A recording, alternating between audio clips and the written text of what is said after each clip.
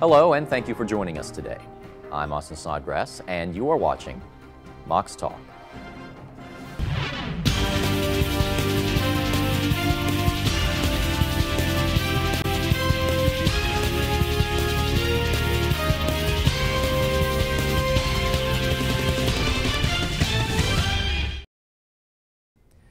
Mocs Talk broadcasts once a week to bring you up to date on the latest news around FSC and Lakeland. Here are the top stories for today. Florida Southern's musical production of Little Women opened at the Buckner Theater on February 7th. Shows will run for 2 weekends. The production can be seen at 7:30 p.m. on Thursday through Saturday and 2 p.m. on Sunday. Student tickets can be purchased for $9. Little Women follows the adventures of 4 women as they grow up in Civil War America. This February, there are more opportunities than ever to get involved. The new Real Estate Club is holding its first meeting this week and is open to all students. The club will give students a chance to meet with real estate professionals from around Lakeland and learn how to buy a home or investment property. Chalk for Charity is held in downtown Lakeland for its 2nd annual event. Reporter Kristen Girl finds out the impact on local artists and the community. Artists young and old use chalk as their paintbrush and Kentucky Avenue as their canvas to raise money for a good cause. I am a professional artist as well as street painter. I'm painting a monkey sticking its tongue out. I just love the picture. I've been looking at it for a while, and I keep a file of pictures that I can chalk at different events. Businesses may sponsor an artist to paint a portrait on the street. Attendees can purchase a token for $1 and vote for the best painting. Lakeland is a wonderful art community. It really is, and this is just another form of art that helps bring them all together. When people, aspiring artists, walk down here, they look at this and they say, I could do that. The funds raised from this year's event will go to the Lakeland Knights of Columbus Global Wheelchair Mission and the Lakeland Citizens Police Academy Alumni Association. I ran into one lady over there who did a square last year, and she said, I'm a much better artist this year. And I said, you know what, I loved your square last year, but you are a better artist. Parents and grandparents can purchase small squares for children to showcase their creativity. When I get older, I want to be an artist because when I was little, I was always drawing.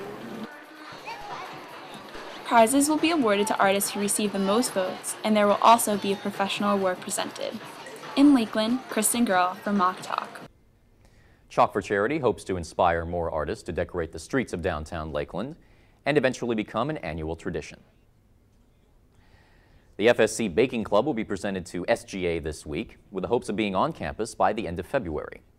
Founded by freshman Brittany Babich, the Baking Club will meet once a week in the JRB to bake a variety of desserts, learn new baking techniques, and to socialize.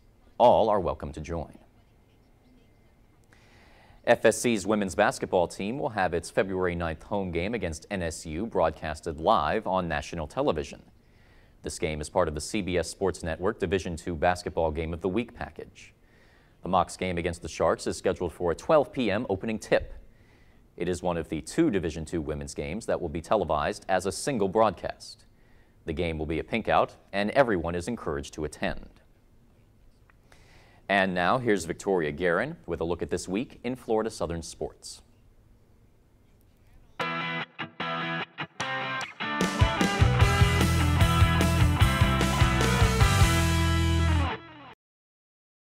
Hello, Moc fans, and welcome to another segment of Southern Sports. I'm Victoria Guerin. The baseball team is off to an 0-4 start after suffering a 3-game sweep at the hands of West Florida and dropping their home opener against St. Leo in an 8-4 decision. Women's basketball fell to 8-11 overall and 2-7 in the Sunshine State Conference after a 57-65 loss to Lynn on Saturday. The men's basketball team remained in sole possession of first place in the Sunshine State Conference as they took down rival Lynn by a score of 96-77. Improving their record to 8-1 and 16-2 overall. Our women's golf team finished 6th in a field of 18 teams in Kiowa, South Carolina, after entering the tournament ranked 5th in the nation. The men's tennis team fell to 6th-ranked Rollins 8-1 in their first Sunshine State Conference match of the season. Softball stands at 0-4 after losing 4 close contests at the PBC SSC Softball Challenge in Columbus, Georgia. In other sports, this weekend Lakeland held a Rotary 5K run to raise money for the upgrade coming soon to Common Ground Park on Buckingham Avenue. David Tomczynski has more. Hundreds of runners made their way to Lakeland to compete in the Rotary Twilight 5K. Former Rotary President Bill Little appreciates the community's support to help maintain the Common Ground Park. The race itself, we've had the race 9 years. We used that money to build the park, and since then for the maintenance of the park. The Lakeland community and people from all across the country came out to show their support to the Rotary Club and get some exercise while doing it.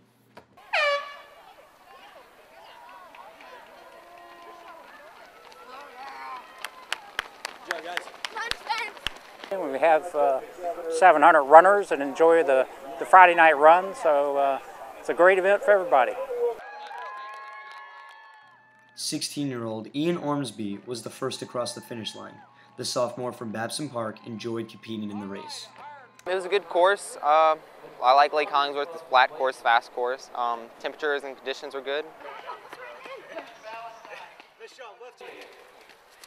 Whether running to set a new personal record or just for fun, runners of all ages thought what better way to spend a Friday night than a nice stroll around Lake Hollingsworth. We want to continue to do the race annually. The city likes it. These guys, 9 years old right there. Great job, guys. Men's lacrosse will open their season at 7 p.m. Friday, February 8th, as they take on rival Tampa at Bryant Stadium. Also on the 8th, the women's tennis team will welcome Rollins to the Winnie Worden Center for a 3 o'clock match.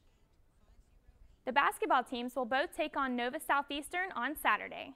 At noon, the women will tip off in the CBS College Sports Network Game of the Week, followed by the men's game at 3. After traveling to San Antonio, Texas for 2 games this weekend, the baseball team will return home for a February 12th contest against Warner at 6. On February 13th, the women's basketball team will host Sunshine State Conference foe St. Leo at 5:30. At 7:30, the men's team will put its top 10 national ranking on the line as they also take on the Lions. Men's golf will host the Matlock Classic on February 11th and 12th at 8 at Lone Palm Golf Course in Lakeland.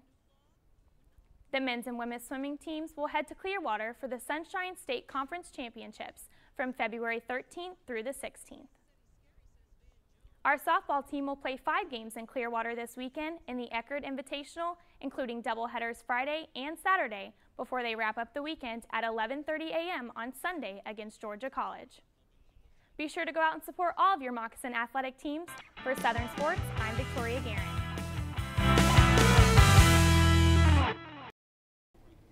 George Watsky is coming to Florida Southern on February 5th. The 26-year-old spoken word poet is most known for his YouTube videos, which have over 65 million views. He will be starting his nationwide Cardboard Castle tour on March 8th. Free coffee and refreshments will be provided in tutus at 9 p.m. And now here's Maggie Sutton with this week's Go Healthy FSC segment. Hello and welcome to Go Healthy FSC. I'm Maggie Sutton. We'll keep you updated on fitness tips, healthy eating, and college life.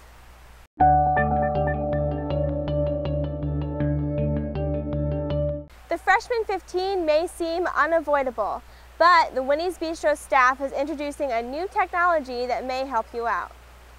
There's a nutrition binder in the caf. According to Teens Health, the average college student gains between 3 and 10 pounds in their first 2 years at college.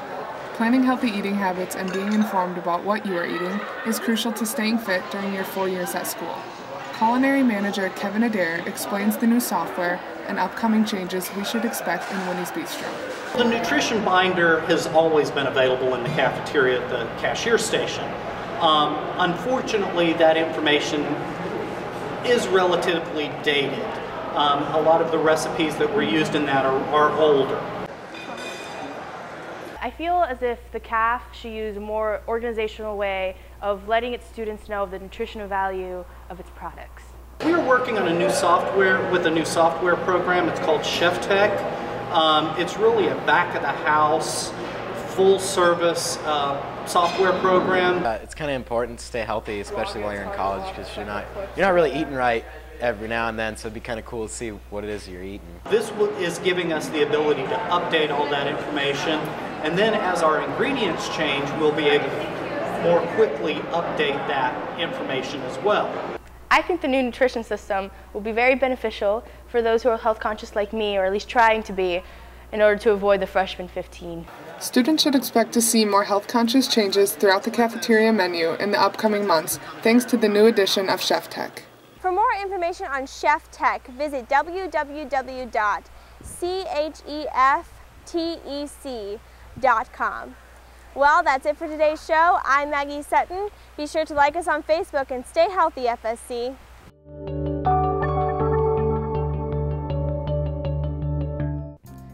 And that's our show for today. Thank you for joining us.